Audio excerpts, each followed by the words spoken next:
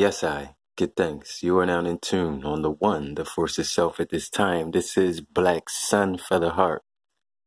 My heart is light as a feather.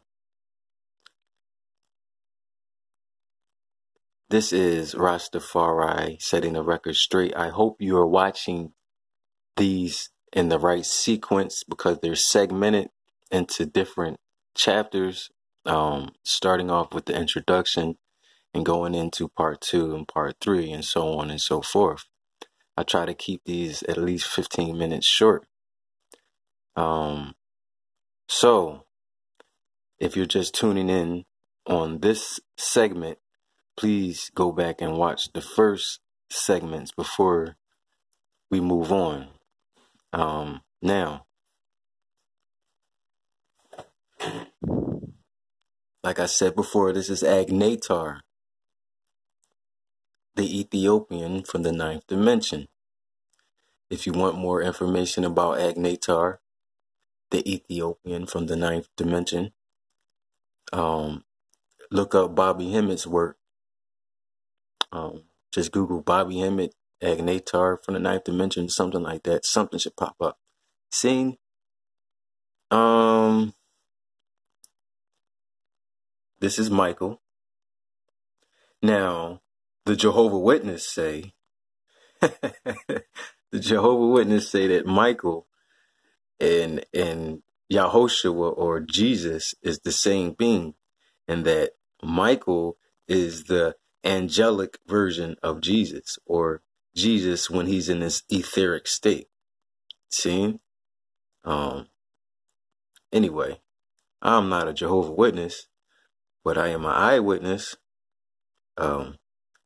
Yes, that is some eye grade, some ganja.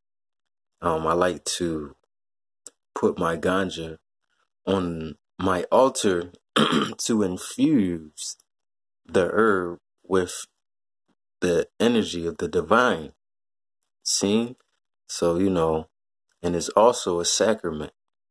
But we already know this, and I know y'all waiting to hear about the ganja, but I'm just going to tease you with that. We're not going to get into the ganja right now. It's not about smoking ganja, y'all. Now, I have to show you guys my Native American peace pipe, and it's crystal infused. See? So here I have unakite. Unakite is a stone for helping find balance and helping one find the middle path, or the middle pillar, what they call in Kabbalah. The middle path, the middle pillar, the middle way, whatever you want to call the middle. So this is a middle path stone. For those who need to find balance, this will help you find that meiotic balance. There's a whole lot of other properties to unakite, but I'm going to get into that later. It's definitely good for pregnant women as well. We're going to get into that. Selenite. Selenite is a ultimate power stone. It is a self-rejuvenating stone.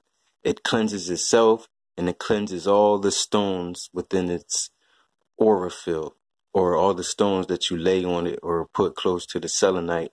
It helps rejuvenate and cleanse the stones, as well as your aura field. So you can use selenite and comb out your aura field with the selenite, and it helps get rid of disagreeable energies and things attached to your aura field. So selenite is one of my favorite stones, and it's a perfect stone for cleansing. And this right here is what some people call baby amber or copper. It holds a lot of the similar properties to amber. And it's also a solar stone, and it's good for calming the nerves, and it's definitely a stone that helps you tap into the Akashic records and past life experiences and things like that. So it's not for sale. I can't sell this one, but I do prepare spirit candles. Well, I didn't mean to say candles, but I prepare spirit pipes for certain individuals. So this is not for your ordinary recreational type of smoke. This is for ritualistic smoking. Whatever you choose to put in there is on you. I only put tobacco in here, buddy. Now, that's a damn lie. Had to make sure you guys was paying attention. Now, like I said in a previous video, I am not a Selassieite, and I'm not coming at any Rasta brothers or sisters. But what I mean by I'm not a Selassieite, what happens with multiple schools of thought, people start to, like I said before, deify the messengers. So you had Elijah Muhammad, you have Farrakhan, you have Marcus Garvey, you have Noble Drew Ali, you have Clarence X. So what happens is people study the teachings of these different great black men, and what they do is they start to worship them, or damn near worship them. So you have Noble Drew Aliites, you have Dr. Yorkites, you have Elijah Muhammadites, you have so the point I'm trying to say is, yes, these men were all great men, but they were all human. And by us being half human and half etheric beings, or what some call half gods,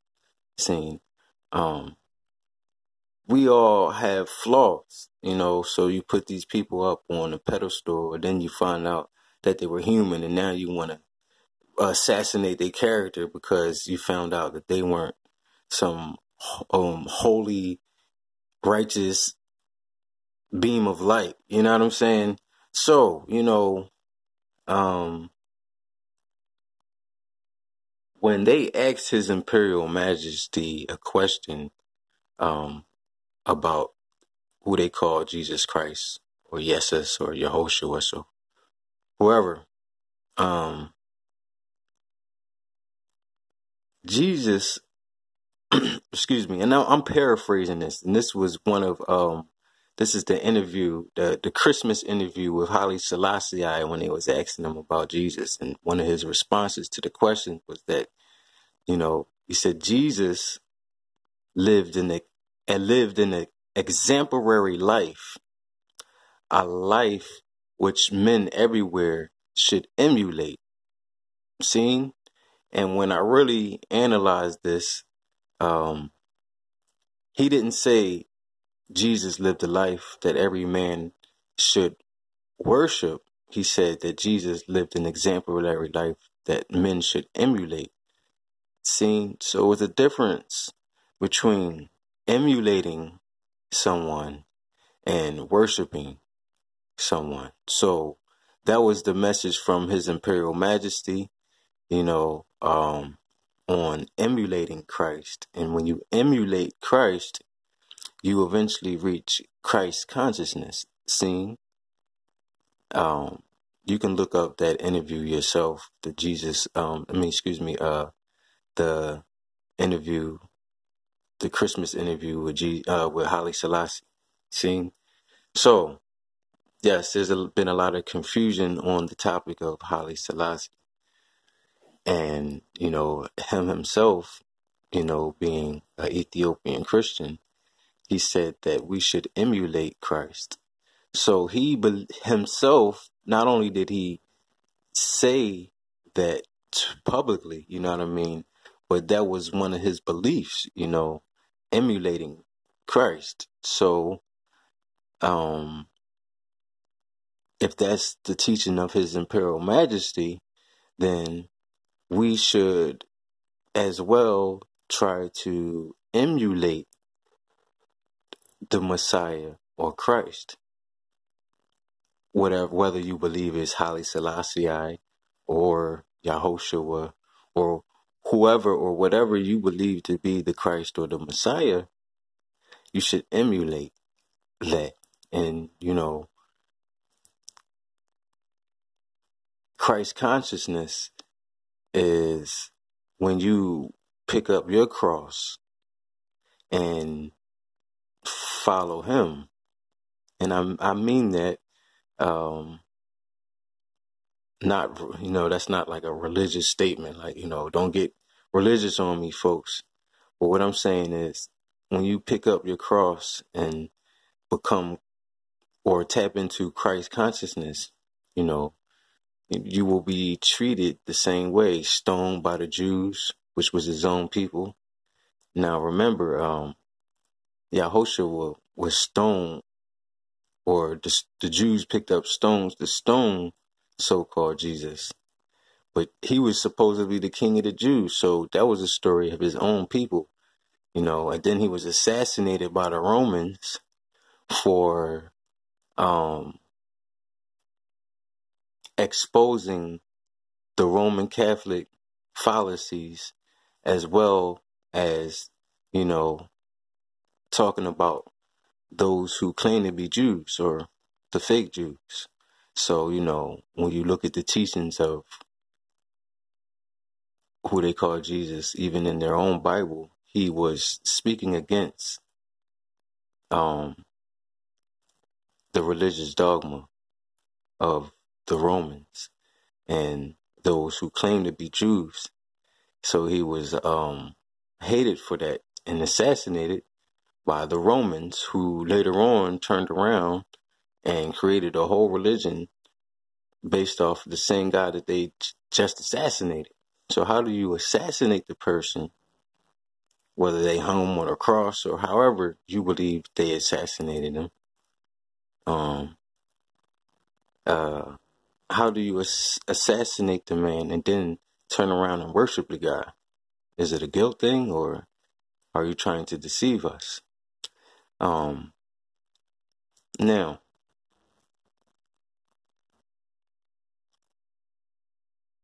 for those who've been traveling for some time knows that everything's not literal. Some things are allegorical. Some things are astrological. Some things are stories that are talking about the now and not 2,000 years ago. The way you read scriptures Kabbalistically, you would read them and see how they would relate to the now and not get caught up on 2,000 years ago. See, their Bible as well is a story of the soul and how the soul travels through what we call the procession of the equinox, and the soul and the sun, which also represents the soul as well, as it travels through the chambers, or what the Wu-Tang called the 36 chambers, as it travels through the procession of the equinox. See? And this story has been, twisted in the benefit, or for the benefit of those who colonized us. You are now in tune on the Force itself at this time.